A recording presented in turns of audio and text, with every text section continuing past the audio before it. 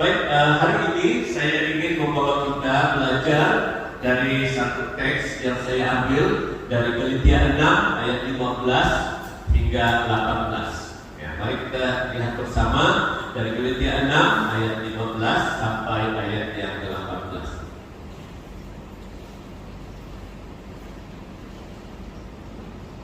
Oke, saya akan membacanya seperti ini.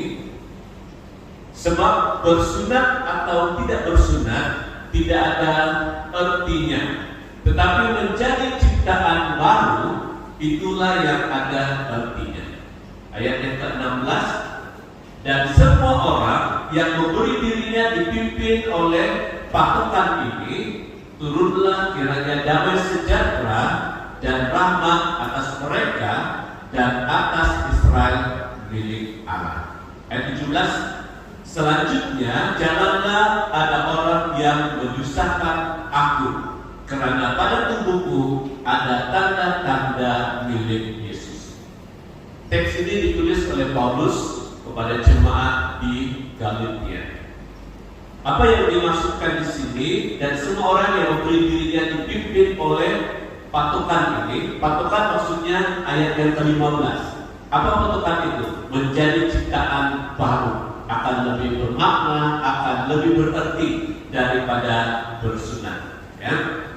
Kalau kita melihat bahagian ini, sebenarnya ini merupakan satu tanda seseorang itu dianggap orang Israel. Orang Israel diwajibkan untuk bersunat. Ya. Sebagai tanda mereka itu adalah milik kepunyaan Allah. Kalau kita lihat ini ayat yang ke-16 dan sebagai tanda. Tapi Paulus berkata, pada tubuhku ada tanda milik Yesus. Hari ini saya mau kita bawa belajar tentang tanda. Apa maksud tanda? Ya, tanda bermaksud meterai. Kalau kita biasa, kalau orang yang ada jawatan, selain daripada dia tanda tangan, dia ambil job dan dia job, itu meterai, ya, job, ya. Dan tanda juga bermaksud lambang dan juga bermaksud simbol, ya. Dan tanda ini ada dua jenis. Satu tanda yang lahir, ya, jasmania, ya, yang kita dapat lihat. Satu lagi tanda secara batinia. Batinia itu tidak nampak, tidak kelihatan, ya. Dan itu dianggap sebagai tanda spiritual, ya, tanda yang tidak nampak. Penggunaan tanda dalam kehidupan kita sehari-hari ini merupakan suatu yang biasa kita lihat tanda-tanda, kan? Dan itu ada tujuannya, ya. Ini biasa dalam kehidupan kita sehari-hari, ada tanda, ya. Di luar sana, saya dengan saudara Tarik tadi selepas kami bersihkan ada kawasan yang agak licin, ya, berlumut. Setelah kami bersihkan, kami buat tanda. Apa tanda yang kami buat? Kami letakkan kursi itu melintang selain daripada yang biasa. Nah, itu tanda, kan, supaya kita tidak boleh melalui tempat itu, sebab tempat itu bahaya dan licin, ya. Nah, jadi akan datang, berhati-hatilah kita dengan kawasan itu, ya. Jadi majelis gereja akan usahakan sesuatu nanti supaya itu tidak akan menjadi satu yang bahaya untuk kita. Jadi ini tanda, ya. Kalau kita lihat tanda, antara tanda ini sebenarnya memberikan identiti ataupun pengenalan diri, ya. Kalau kita menyatakan saya ini adalah rakyat Malaysia, apa buktinya? Kita akan keluarkan dompet kita, kemudian kita keluarkan kita punya pengenalan ataupun kita punya IC sebagai tanda. Kalau ada yang bertanya, sekarang ini kan perlu lengkap vaksin. Apa tandanya kalau sudah lengkap vaksin? Kalau kita pergi kemana-mana, mereka akan tanya itu. Tunjukkan kamu punya damai sejahtera, ya. Tunjukkan damai sejahtera, damai sejahtera, damai sejahtera. Tunjukkan sepada kita itu vaksin lengkap atau tidak. Itu tanda pengenalan, tanda identiti, ya. Sijil digital kita.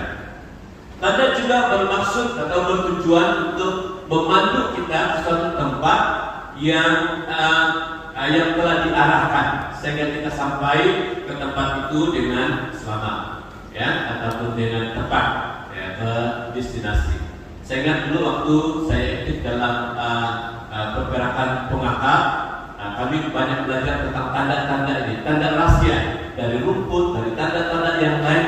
Ya, jadi kalau yang pernah mengikuti unit uniform pengakar itu dia tahu itu tanda. Rumput ini kalau misalnya ada tanda lain sudah diambil rumput itu kemudian dia simpul, kemudian dia punya ujung itu menghalang ke sana, berarti kamu bergerak ke sana. Itu tandanya. Kadang-kala dia ambil ranting-ranting, dia buat seperti anak panah ataupun batu, dia susun seperti anak panah, dan itu tanda untuk kamu lalui jalan seterusnya. Ya, banyak tanda. 3 langkah dari sini ada arahan yang baru. Nah, itu seperti begitu. Ya. Tujuannya adalah membantu kita kepada tujuan ataupun kepada arahan. Ya. Di jalan raya juga kita lihat tanda isyarat, kan? Ya, tanda sebagai tanda bergerak, tanda berhenti, ya. Tapi ada satu tanda lagi yang warna kuning itu tanda orang ada 2 maksudnya. Satu ialah bersedia untuk berhenti, ya. Tetapi ada setengah orang kalau sudah tanda kuning itu dia punya tujuan adalah mau memecut lagi, ya, tanda untuk memecut, ya. Yang ketiga, tanda juga bertujuan untuk menyatakan hak ataupun milik, ya. Ada tanda, ada milik, ya. Oke, ataupun kepunyaan, ya. Oke, ini antara beberapa tujuan. Kalau kita lihat contoh ini, ada beberapa contoh bentuk tanda. Oke, belakang boleh nampak tak jelas? Boleh nampak, ya. Oke, kalau ini penyaruman cincin, ya, penyaruman cincin. Ya, kalau pada asalnya seseorang yang ada cincin di jari, dia dimiliki oleh seseorang. Ya, maksudnya dia sudah ditunang ataupun sudah berkawin. Tetapi kadang ini berubah dari waktu ke waktu. Ada yang tidak menggunakan lagi, tidak guna cincin lagi, ya. Saya tidak perhatikan tadi, ya bapak masih pakai ada muyuan, pakai susing gitu kan, ya, masih mencingin ini. Ya, kadang-kala kalau kita sudah dia punya size terbesar, akhirnya jadi besar, jadi cincin itu tidak kuat lagi, akhirnya simpan saja untuk tanaman. Ada setengah orang juga yang dia pakai cincin, tapi dia tidak selesai dengan cincin yang emas. Karena dia punya jari gatal, itu pun tidak mau dia pakai, ya, disimpan juga, ya. Tapi apa yang saya maksudkan di sini? Ini tanda, ya, tanda di jari yang menunjukkan pemilikan, ya, tanda pemilikan, ya. Kalau kita lihat di dalam Lukas 15 ayat 22, itu juga menceritakan tentang tanda. Anak yang bilang, si anak bungsu apabila dia pulang dan ayahnya begitu senang hati, begitu sukacita setelah selain daripada dipeluk dan dicium, akhirnya dia mengarahkan dia punya hamba, ambil cincin yang terbaik, sarungkan di jarinya. Itu bermaksud pemilikan. Yang telah hilang itu kembali kepada miliknya itu sang ayah. Selain daripada ini, seperti yang saya katakan tadi, ada tanda di jalan raya, ya, tanda arahan, ya, berhenti, sedia untuk berhenti dan bergerak. Saya ingat lagi dulu waktu orang tua kami pelihara ayam banyak. Jadi karena banyak ayam, di jiran sebelah pun banyak ayam. Sekarang inilah yang kurang memelihara ayam, ya. Jadi karena begitu banyak ayam dipelihara, tidak tahu ini siapa punya, nanti salah potong, ya. Terpotong itu ayam orang, ya. Jadi apa cara ibu saya ingat dia ambil itu kain yang warna merah ini, ya. Dia ambil yang merah kemudian dia ikat di bagian sayap. Masih ingat itu? Dia ikat itu di sayap. Oh, ini saya punya ayam, sudah ditanda. Kalau di warna lain, tanda itu si anu punya, begitu. Kadang-kadang ada juga yang kasih tanda di bagian kaki ayam. Pintunya kaki itu kan diikat dengan satu benda supaya tahu.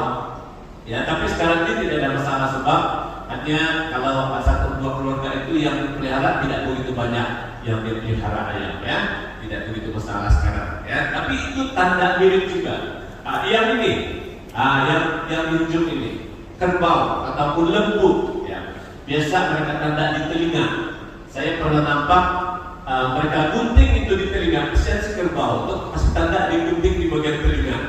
Ya, kasih bentuk lagi itu, oh ini si adu punya ini, ataupun ini saya punya. Jadi mana-mana kerbau itu pergi, kalau ada tanda itu, dia tahu siapa yang punya kerbau, ya. Nah, sekarang ini anak-anak muda memang tidak tahu keadaan ini, ya. Kami yang peringkat 50-an, 60-an di atasnya atau ini keadaan ini. Ada tanda, ya. Yang sekarang ini lagi canggih, ya, lagi canggih. Dia guna RFID.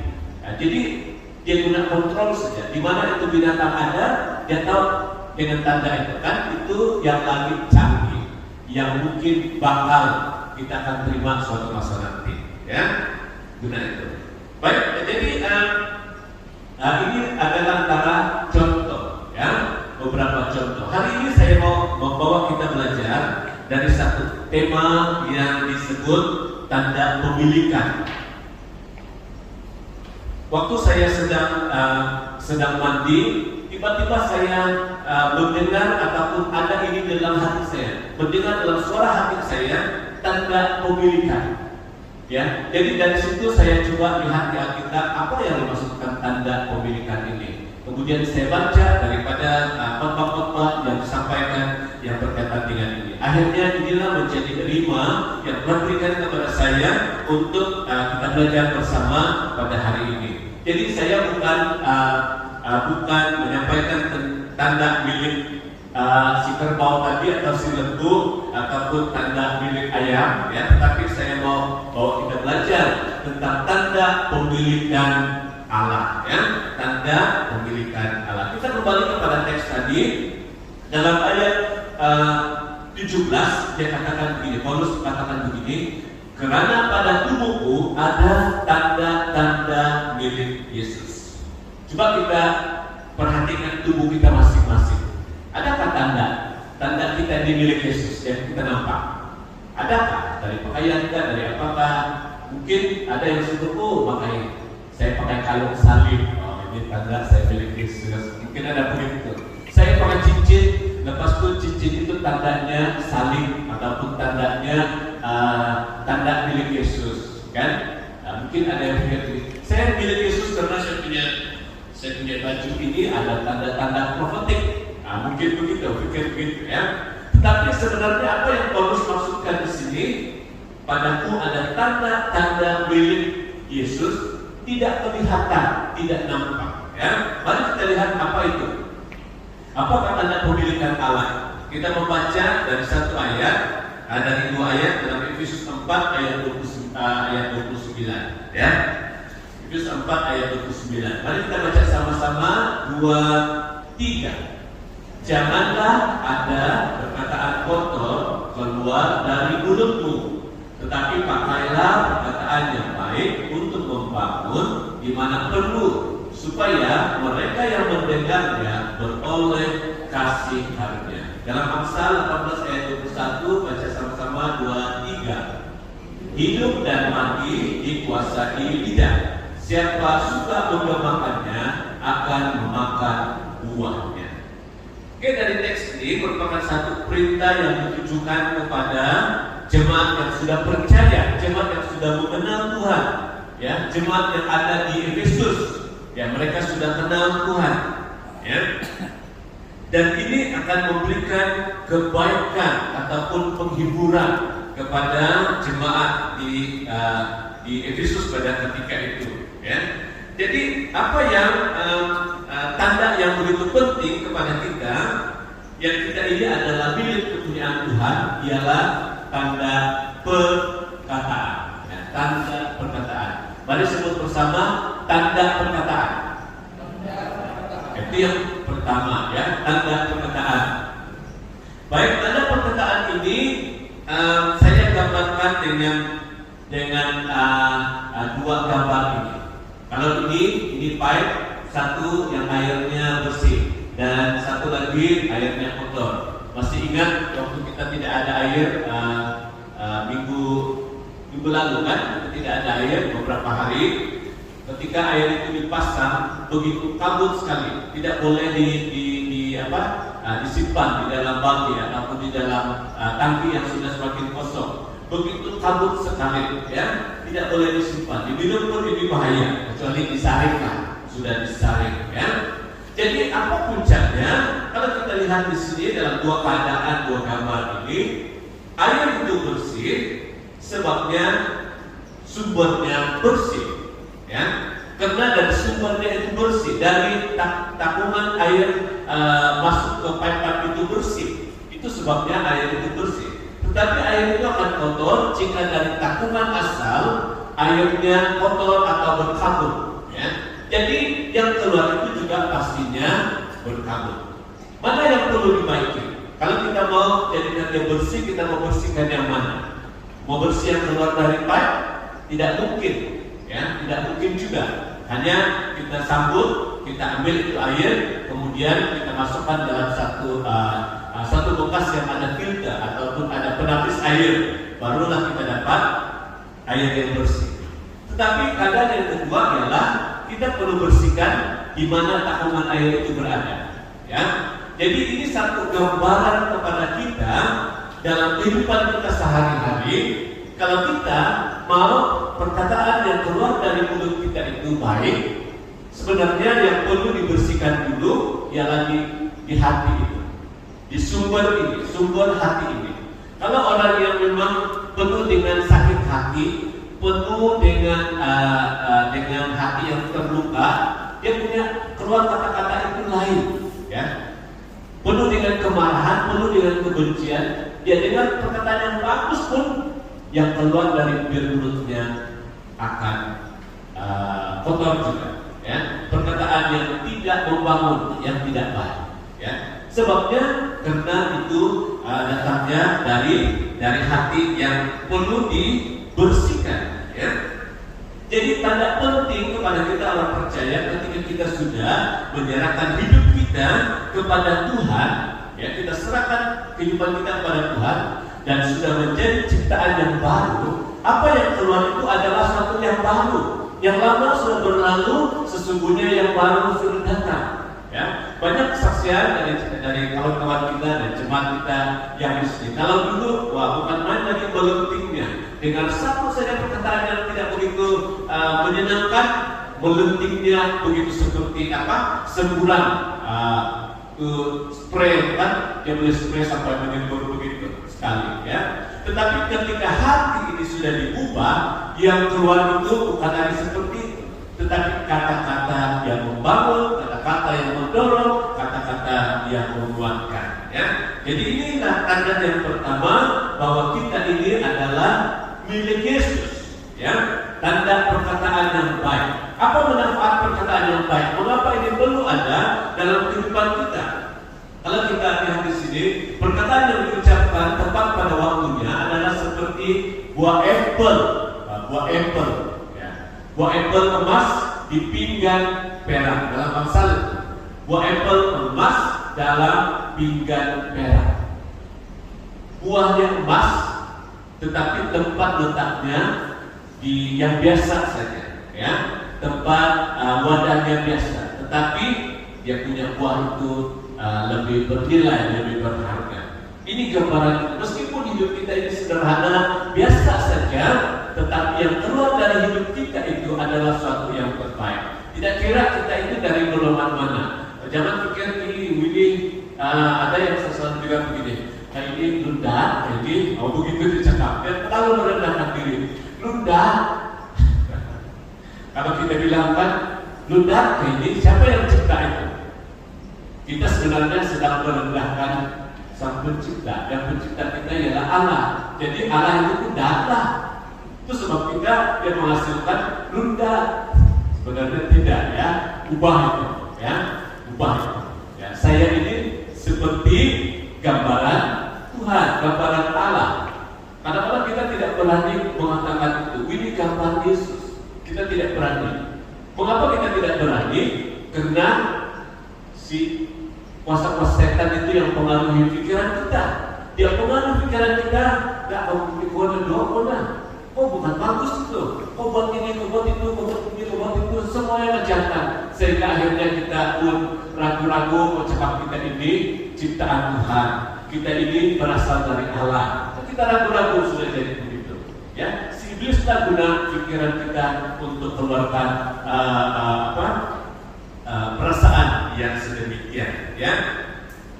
Jadi saudara dan saudari yang dikasih oleh Tuhan, perkataan yang baik itu akan membangun, ya, ketika perkataan itu dikeluarkan dengan tujuan sedemikian. Tetapi perkataan yang sebaliknya boleh menghancurkan sesama, ya, boleh hancurkan sesama. Berapa banyak keluarga-keluarga hubungan antara kawan-kawan hancur karena perkataan, hancur karena kata-kata yang tidak dijaga. Akhirnya itu akan memisahkan mereka begitu jauh sekali. Saudara dan saudari jemaat Tuhan, orang yang sudah diperbaharui oleh Tuhan, ditandai oleh perkataan yang baik, dan itu akan memberi manfaat yang baik kepada orang lain. Mari kita lihat dan membaca ayat yang seterusnya dalam 1 Yohanes 2 ayat 6. Barang siapa mengatakan bahwa ia ada di dalam Kristus, ia wajib hidup sama seperti Kristus telah hidup. Dalam Galatia 5 ayat 24, barang siapa menjadi milik Kristus Yesus, ia telah menyatukan daging dengan segala hawa nafsu dan keinginannya. Ini adalah ciri-ciri ataupun tanda-tanda seorang yang sudah menjadi milik Kristus, hidup seperti Kristus hidup.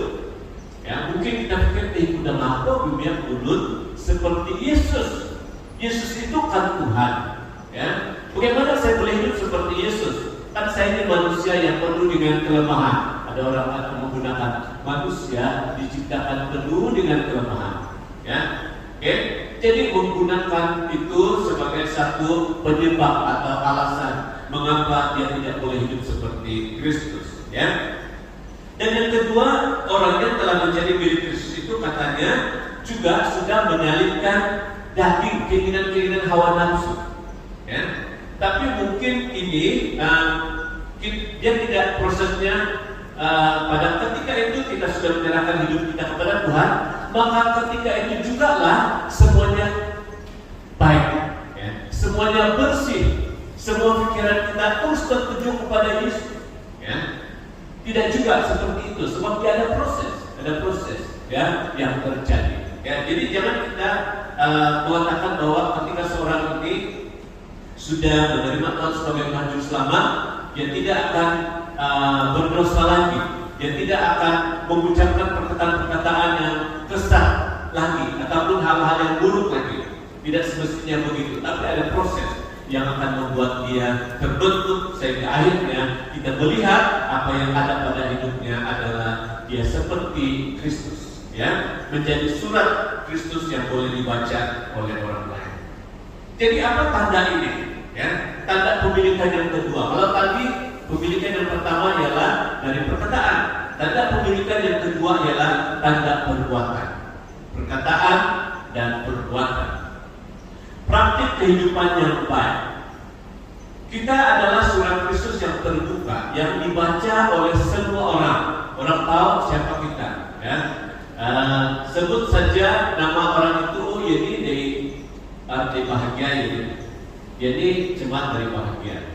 Apabila disebut bahagia, ada lagi hubungan yang lain disebut. Ini bahagia ada dua cara, kan?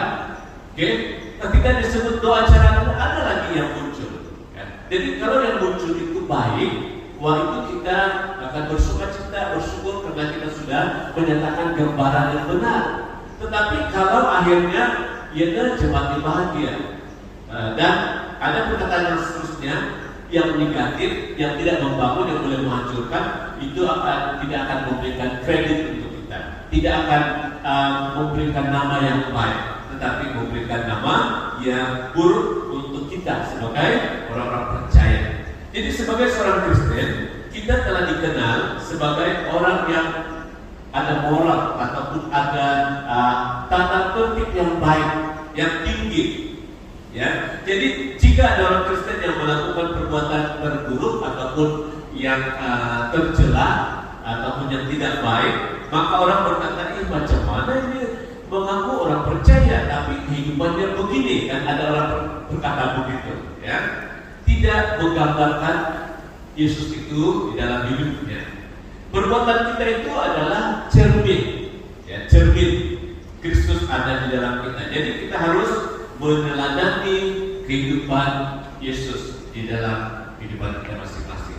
Jadi sebagai tanda seorang menjadi milik Tuhan itu akan nampak daripada perbuatan, nampak daripada tingkah laku kehidupan sehari-hari. Tidak kira ada di mana ketika semana dia ada di kelompok orang percayakah ataupun dia sendiri-sendiri. Itu sebenarnya kan kita boleh menilai seseorang itu imannya itu kuat, teguh ketika dia berada seorang diri di tempat lain. Kita boleh menilai di situ, ya.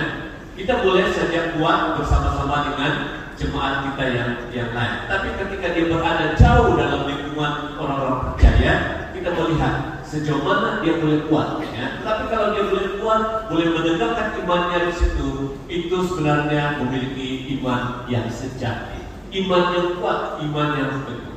Banyak orang gagal ketika dia berada sendirian, ya, jauh daripada orang lain. Saya selalu mengatakan ini kepada anak-anak saya.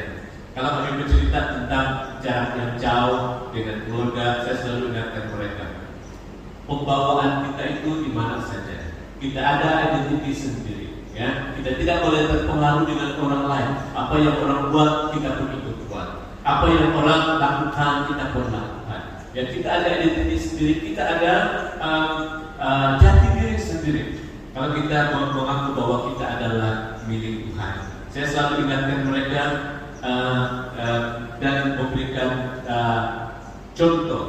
Ketika Bapak dulu ada di tempat pertama mengajar, dalam rumah yang kami inapi itu kami seramai 8 orang, 4 orang satu bilik, ya, dan 2 bilik saja, 4 orang sebelah, 4 orang sebelah, ya. Kawan-kawan yang lain itu adalah orang-orang yang suka merokok, ya, dan mereka juga suka minum-minum. Saya sempat juga mengecapi minuman itu, mengecapinya, try, tes apa rasanya, ya, sempat.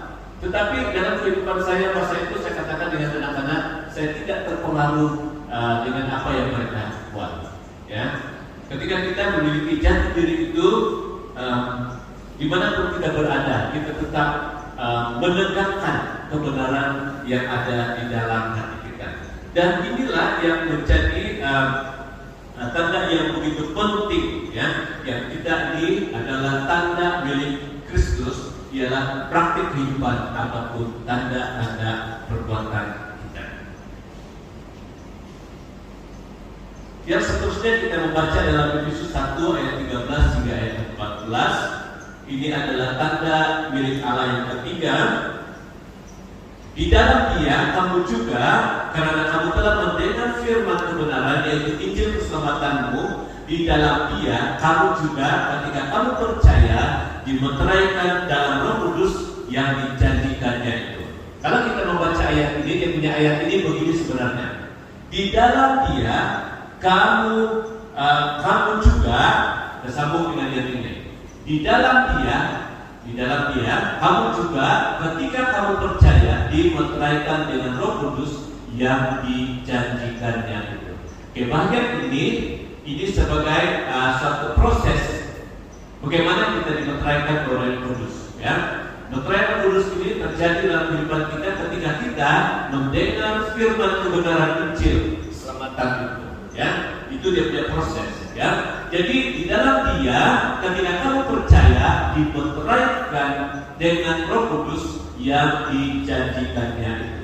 Dan Roh Kudus itu adalah jaminan bagi kita sampai kita memperoleh seluruhnya, yaitu penebusan yang menjadikan kita milik Allah. Sekali lagi tersebut, penebusan yang menjadikan kita milik Allah untuk memuji kemuliaannya. Dalam 2 Korintus 5 ayat 17, jadi siapa yang ada di dalam Kristus, ia adalah ciptaan baru, yang lama sudah berlalu, sesungguhnya yang baru sudah datang.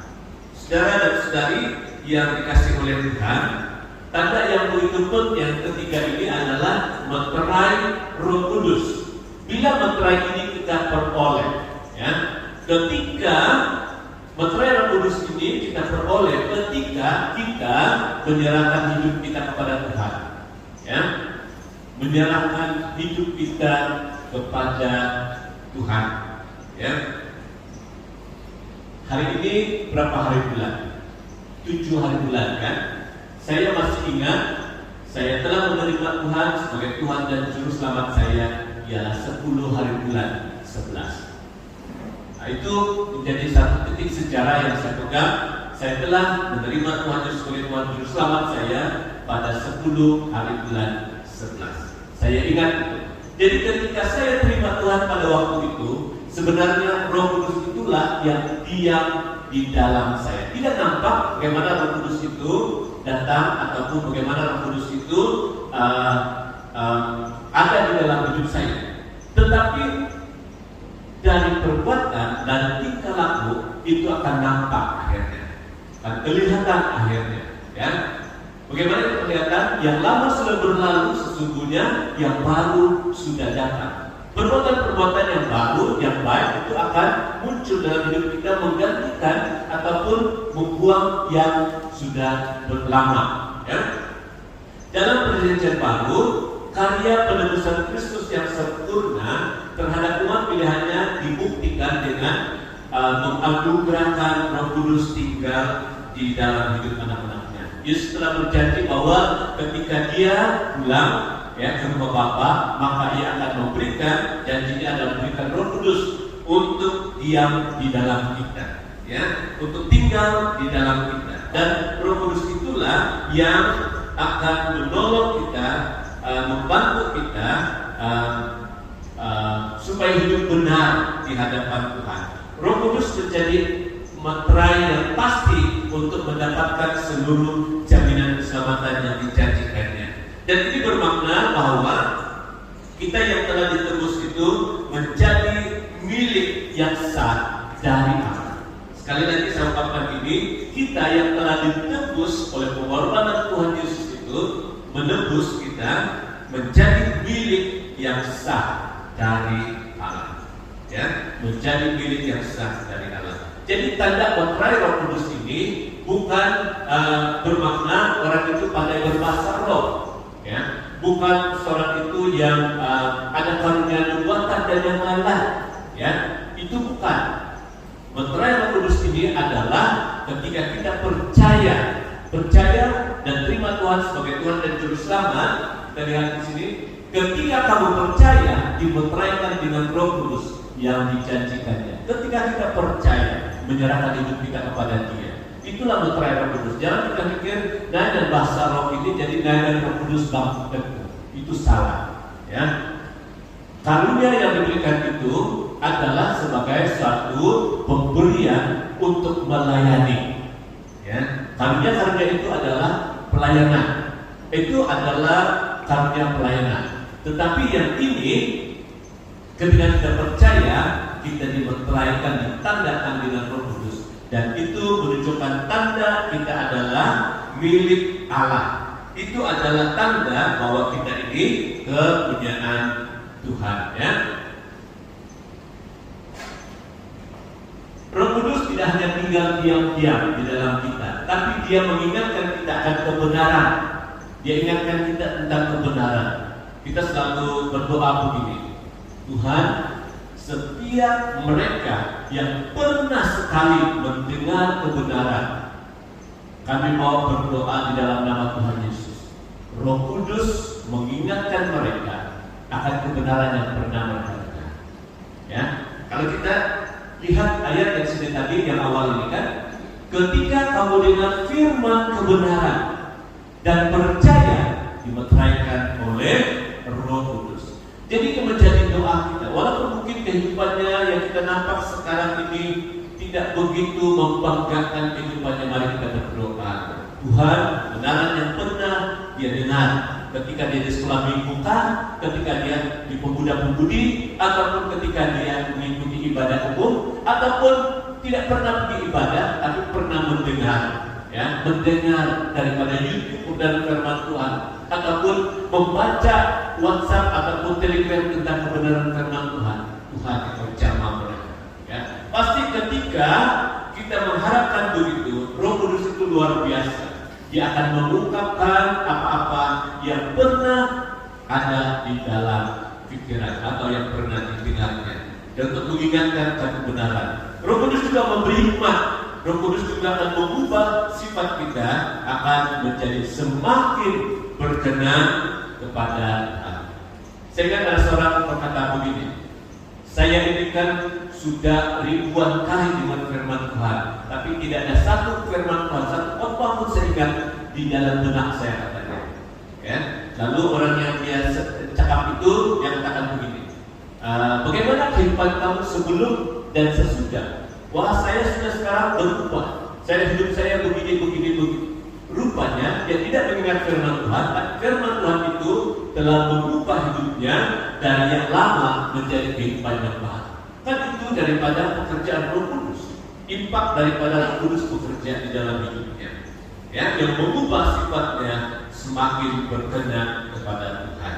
Yesus Kristus sebagai pemilik layak menerima segala yang terbaik dari pujian kita, dari pengagungan kita, dari penghormatan kita. Dia layak menerima kasih, cinta dalam pelayanan kita sebelumnya. Saudara dan jemaat Tuhan yang dikasihi, dari tanda ini perlu kita ingat bahwa kita telah dipercayakan. Kita telah dipercayakan untuk menjadi penggerak keintiman dengan Tuhan. Ya. Kita dipercayakan untuk menjadi penggerak keakraban dengan Tuhan. Melalui apa? Melalui pujian dan penyembahan. Satu. Yang kedua, kesaksian hidup kita. Ya. Saya kalau meninjau beberapa tahun yang dulu, ya, dalam 10 tahun sebelum ini, saya melihat sendiri bagaimana itu terjadi dalam gereja kita. Ya, memang menjadi satu perkumpulan kami berdua pada waktu itu adalah ada perubahan yang besar terjadi dalam jemaat kita. Kita tidak akan menjadi jemaat yang biasa-biasa, tapi menjadi jemaat yang luar biasa. Dan bagaimana itu berlaku ketika kami ambil masa doa di mana-mana tempat, di gunung doa, dalam perkumpulan orang, kami ambil masa doa. Dan satu ketika itu tergerak hati untuk hadir dalam ibadah besar di luar negara. Ya, kamu pun tahu itu kan, hanya kami beberapa orang. Tapi Tuhan gerakan itu terjadi. Sehingga sampai satu masa kita pernah berkata dengan Tuhan, bila lagi kami, gereja kami, tempat kami berlaku seperti ini, ya. Tapi ternyata Tuhan bawa itu sampai kita pada hari-hari ini. Mari kita tetap kekal, kita pegang itu, jangan itu hilang dari kita. Dan itu bermula daripada kesatuan kita, Ya, saya selalu mengambil kronologi bukan kronologi, analogi daripada memasak, ya, dengan kayu api. Kalau sebatang sejak kayu api itu untuk memasak sesuatu yang besar, tidak mungkin itu masak. Tidak mungkin api itu akan terus menyala, akhirnya boleh padam. Tetapi kalau kita masukkan lagi 2, masukkan lagi 3, 4, itu sebentar saja. Apa yang kita letakkan di atas tungku itu akan masak begitu cepat, dan itu akan membuat bara api itu akan semakin membesar. Itu dari apa? Dari kesatuan, dari kebersamaan kita, dalam doa, dalam penyembahan, dalam kesaksian hidup kita. Jadi jemaat Tuhan yang dikasihi, mari tanda yang ketiga ini kita satukan, ya, kita satukan untuk saling melakukan bahagian kita. Kita ada bahagian masing-masing, ya, ada bahagian masing-masing dalam kehidupan. Ada yang diberikan bahagian kalau dalam tugas tentara ada bahagian bersih. Bersih ini dia pakai teropong, tengok, oke, mana yang perlu ditolong, ya, dia akan bagian itu. Oke, ada yang bagian perancangan, ada yang bagian bergerak dulu, meninjau dulu bagaimana keadaan itu terjadi, dan seterusnya sehingga akhirnya menuntaskan sesuatu itu kepada Tuhan. Itulah tanda ataupun bahagian kita yang mempercayakan supaya gereja kita ini akan terus menggerakkan keintiman kepada orang lain.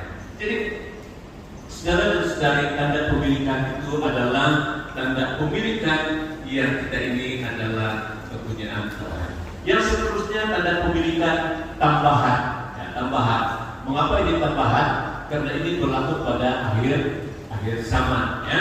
Dalam Wahyu 7 ayat 2 hingga 3 berkata, dan aku melihat seorang malaikat muncul dari tempat matahari terbit. Dia membawa meterai Allah yang hidup dan ia berseru dengan suara nyaring kepada keempat malaikat yang ditugaskan untuk merusakkan bumi dan laut, katanya, janganlah merusakkan bumi dan laut atau pohon-pohon sebelum kami memeteraikan hamba-hamba Allah kami pada dahi mereka. Rupa-rupanya hamba Allah, orang-orang percaya ini akan menerima materai Allah, akan menerima materai Allah yang hidup. Dalam Wahyu 13 ayat 16 hingga 17, dan ia menyebabkan sehingga kepada semua orang, kecil atau besar, kaya atau miskin, merdeka atau hamba, diberi tanda pada tangan kanannya atau pada dahinya, dan tidak seorang pun yang dapat membeli atau menjual selain daripada mereka yang memakai tanda itu, yaitu tanda binatang, yaitu atau bilangan namanya. Jadi nampaknya di sini selain ada tanda yang ketiga yang kita bicarakan tadi, ada tanda tambahan yang akan terjadi pada akhir zaman ini, ya. Dan ada dua tanda ini. Satu ialah meterai Allah, yang kedua adalah tanda binatang. Ya, meterai Allah dan tanda binatang ini tanda pada akhir zaman. Meterai Allah atau binatang. Ya, meterai Allah ada pada dahi umatnya. Firman Tuhan berkata, meterai Allah ada pada dahi umatnya. Ya, ini dalam Wahyu 14 ayat 1, dan kita juga boleh membaca itu dalam Efesus ini. Ya, tanda di dahi itu bermaksud tanda dalam fikir. Ya, boleh jadi itu satu tanda yang nampak, yang nyata, dan juga dia boleh jadi tanda secara rohani, secara spiritual, ya, tanda pada dahi. Dan ada juga disebut di sini tanda pada tangan, itu diterima segala perbuatan. Itu berkaitan dengan tingkah laku ataupun perbuatan. Oke, akibat daripada tiada meterai, tanda meterai Allah itu ataupun meterai Allah, akibatnya dalam Wahyu 9 ayat 1 hingga 6 berkata, lalu malaikat yang kelima menyiapkan kalanya, dan aku melihat sebuah bintang yang jatuh dari langit ke atas bumi, dan kepadanya diberikan anak kunci lubang jurang maut. Maka dibukanya pintu lubang jurang maut itu, lalu naiklah asap dari lubang itu bagaikan asap tanggul besar, dan matahari dan angkasa menjadi gelap oleh asap lubang itu. Dan dari asap itu berkeluaranlah belalang-belalang ke atas bumi, dan kepada mereka yang diberikan kuasa sama seperti kuasa kalajengking di bumi, dan kepada mereka dipesankan supaya jangan merusakkan rumput-rumput di bumi atau tumbuh-tumbuhan ataupun pohon-pohon, melainkan hanya manusia yang tidak memakai meterai Allah di dahinya. Dan mereka diperkenankan bukan untuk membunuh manusia, melainkan hanya untuk menyiksa mereka 5 bulan lamanya. Dan siksaan itu seperti siksaan kalajengking apabila dia menyengat manusia. Dan pada masa itu orang-orang akan mencari maut, tetapi mereka tidak akan menemukannya. Dan mereka akan ingin mati, tetapi maut lari dari mereka. ini akan terjadi pada akhir zaman, dan orang yang telah menerima tanda pada tangan kanannya dan pada dahinya, ya, akan mengalami hal sedemikian. Ataupun mereka yang tidak ada meterai Allah, ya, tidak ada meterai Allah akan mengalami hal yang sedemikian. Saudara dan saudari yang dikasihi oleh Tuhan, ini adalah keadaan pada akhir zaman. Kalau ada orang mengatakan masa itu akan semakin baik, saya tidak mempercayai itu.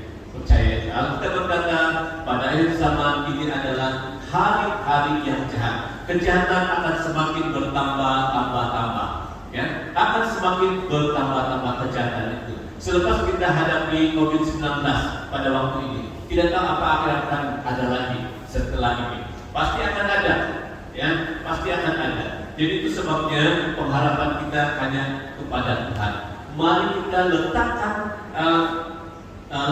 sepenuhnya harapan kita hanya kepada Allah. Mengharap kepada dunia, mengharap kepada orang-orang tertentu yang ada di bumi ini, itu tidak akan membuahkan hasil. Jadi saudara dan saudari jemaat Tuhan yang dikasihi, tanda pemilikan Allah atas kita, tanda perkataan, tanda perbuatan sebagai kesaksian, dan ada tanda Roh Kudus. Dan tanda Roh Kudus ini akan semakin kuat pada akhir-akhir zaman ini. Dan itulah yang kita harapkan, supaya apapun yang akan terjadi pada akhir-akhir ini, maka kita tetap kuat, tetap teguh, dan tidak akan beralih kepada Dia yang menjadi harapan kita, yaitu Yesus Kristus, Tuhan dan penyelamat kita. Apa yang kita dapat refleksi daripada firman Tuhan pada pagi hari ini? Mari kita tanya diri kita sendiri masing-masing. Sudahkah kita memiliki tanda pemilikan? Sudahkah saya memiliki tanda pemilikan? Kalau belum, itu tidak terlambat untuk bertindak kembali kepada Dia. Yang kedua, sejauh manakah tanda pemilikan itu mempengaruhi orang lain di sekitar kita? Sejauh mana? Mari kita refleksi sendiri di dalam hati masing-masing. Saya minta pemusik untuk tampil. Dan yang seterusnya ialah waktu ini menuju kepada masa pengakhiran. Mari kita tetap dekat dengan Tuhan. Mari kita bangunkan kebersamaan untuk mencapai tujuan Tuhan.